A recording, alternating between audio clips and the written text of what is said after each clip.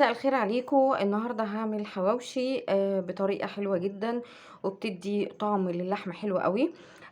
أنا بشرت طبعًا أنا فرمت اللحمة في المفرمة بحتة دهن، وبشرت بصل وجزر فلفل رومي، ومعايا فلفل حامي، بس طبعًا عشان خاطر الولاد فأنا باخلّي الفلفل الحامي باقطّعه أو بافرمه وباحطه في ساندوتشات معينة للي عايز.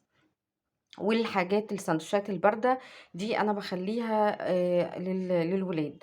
تمام. أنا دلوقتي البصل والجزر والفلفل الرومي هاحط عليهم اللحمة وأحط عليهم التوابل وهنشوف مع بعض.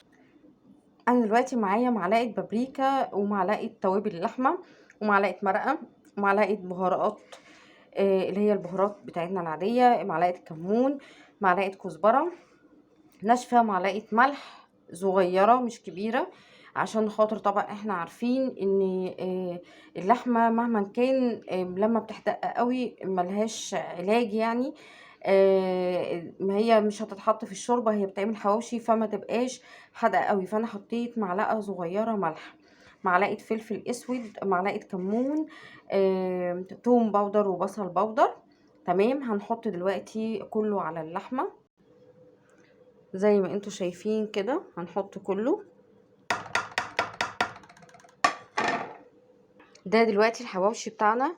تمام. انا دلوقتي بقسم اللحمه نصين، نص للي عايز بارد ونص للي عايز حامي. تمام. العيش طبعا بتحطي اللحمه في العيش، وبعد كده قبل ما تحطيه في الفرن على الشبكه بتاعه الفرن بتدهنيها زيت على الوشين، ولازم تحطي صاجه عشان خاطر الدنيا طبعا ما تتبهدلش من الزيت.